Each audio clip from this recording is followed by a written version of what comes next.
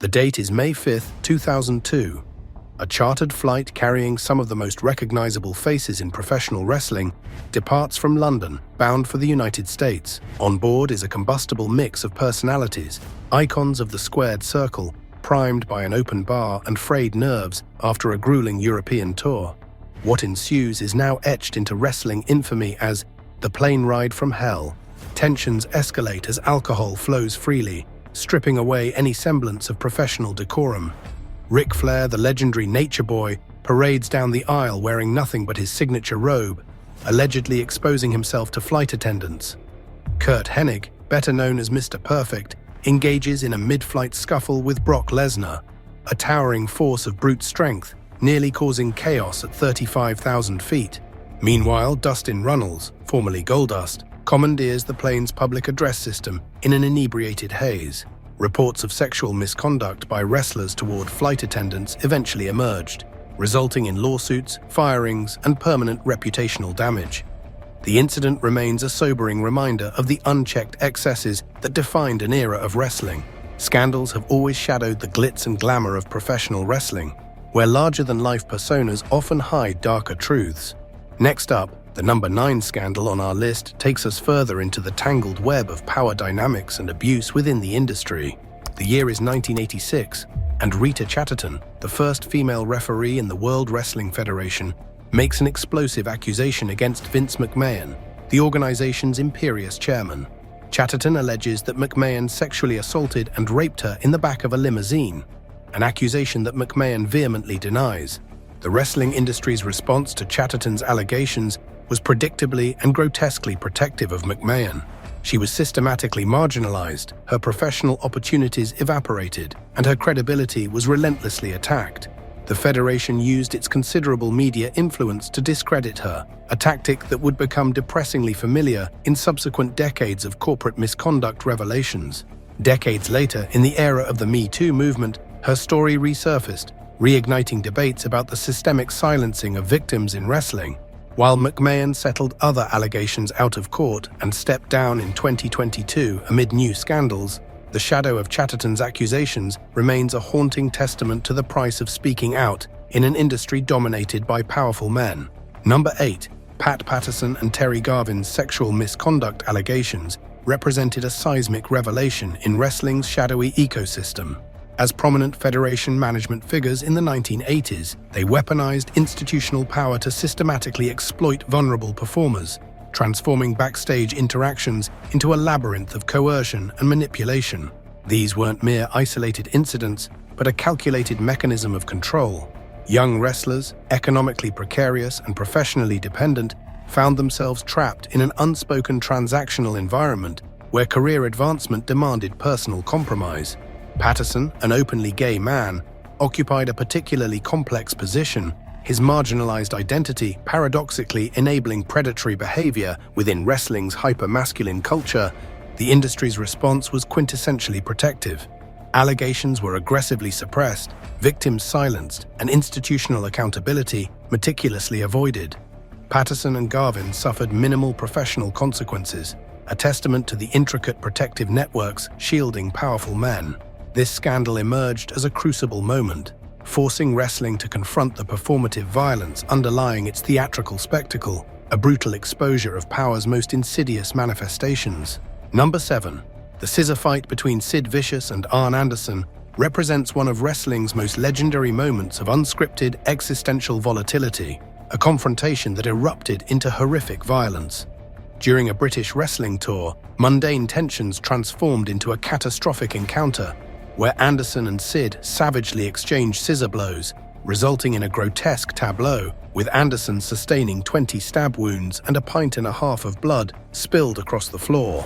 If not for two cold Scorpios' intervention, wrestling history might have descended into irredeemable tragedy.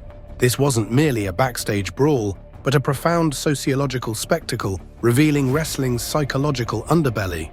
Two respected performers, typically masters of choreographed violence, suddenly inhabited a realm beyond scripted performance, a raw, unfiltered manifestation of masculine aggression and institutional instability. WCW management swiftly suppressed the incident, exemplifying the industry's pathological commitment to internal resolution. The wrestling world transmuted the fight into folkloric legend, a perverse testament to the bizarre, unregulated ecosystem underlying professional wrestling's theatrical facade. Number 6. In May of 1987, wrestling's intricate performative architecture catastrophically imploded when Jim Duggan and the Iron Sheik were stopped by New Jersey State Police, a moment that would obliterate their meticulously constructed narrative of on-screen antagonism. Discovered in a drug-induced state, with Duggan narcotically embraced by marijuana and the Sheik saturated in cocaine's chemical poetry, their arrest became a sublime metaphysical deconstruction of wrestling's elaborate mythology. The apprehension shattered their WrestleMania 3 legacy, where before 93,000 witnesses at the Pontiac Silverdome, they had enacted a choreographed geopolitical drama. The Sheik and Volkov, mid-camel clutch against the Killer Bees, represented wrestling's highest theatrical artifice. Now reduced to a roadside tragedy, the consequential mini-scandal transcended mere professional punishment. The Sheik's Federation exile and Duggan's temporary displacement represented a brutal autopsy of performance's existential fragility, where scripted heroism dissolves into raw, unmediated human vulnerability, exposing wrestling's mythological construct from its chemical reality.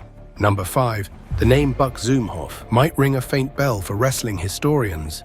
A minor player in the 1980s Federation scene, best remembered for being the first to be stuffed into a body bag by The Undertaker. But Zum Hof's legacy is overshadowed by crimes far more sinister. In 2014, he was convicted of sexually abusing his own daughter over a period of years, a shocking revelation that sent ripples through the wrestling community. Zum Hof's heinous actions cast a dark shadow over his wrestling career, highlighting how the industry often failed to scrutinize the personal lives of its performers. His conviction brought a tragic end to a life once intertwined with wrestling's golden era. Number 4. The murder of Bruiser Brody in 1988 remains one of the most chilling events in wrestling history. Brody, a towering figure known for his wild, brawling style, was stabbed to death in a locker room shower before a match in Puerto Rico. The alleged assailant, wrestler and booker Jose Gonzalez, claimed self-defense and was acquitted in a controversial trial that many believe was marred by witness intimidation and a biased legal system. Fellow wrestlers, including Tony Atlas, later came forward with harrowing accounts of the incident, but justice was never truly served. Brody's death exposed the dangerous underbelly of the wrestling business, where disputes could turn fatal and the lines between business and personal vendettas often blurred. Number 3. The Federation's 1993 steroid scandal represents wrestling's most profound institutional autopsy, a moment where the industry's muscular mythology was surgically dissected, revealing its anabolic underpinnings. Though McMahon's legal acquittal seemed a victory, the scandal irreversibly transformed wrestling's architectural paradigm. This was more than a legal proceeding, it was an existential reckoning. The steroid trial became a brutal metaphor, exposing the synthetic alchemy through which wrestling transmuted ordinary men into mythological figures. Number 2. Vince McMahon, wrestling's imperial architect, once served as Jimmy Snuka's enabler, suppressing early evidence of Snuka's violent tendencies towards his mistress. In 1983, following her death, Nancy Argentino's body bore the brutal cartography of repeated violence, traumatic head injuries that screamed domestic horror. Yet the wrestling industry's response was a masterclass in institutional gaslighting. Snuka's performative persona as the high-flying Superfly became a shield, obscuring a monstrous personal reality. Argentino's death was more than a crime. It was an indictment, a haunting testament to wrestling's pathological commitment to protecting its own at any moral cost. Number 1. Chris Benoit's tragedy represents wrestling's most haunting existential rupture, a catastrophic dissolution of human consciousness that transformed a celebrated performer into an agent of unfathomable familial destruction. In June 2007, Benoit obliterated his meticulously constructed persona, murdering his wife Nancy and 7-year-old son Daniel before orchestrating his own terminal conclusion. The response from WWE was calculated and absolute. Benoit was excised from institutional memory, his name a forbidden utterance.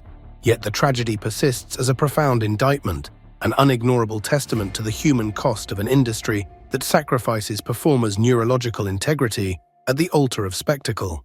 If you want to uncover Benoit's cautionary dissent that deconstructs the delicate boundary between heroic performance and human catastrophe, then just click the thumbnail appearing on your screen right now and I'll meet you there momentarily. Thank you for watching.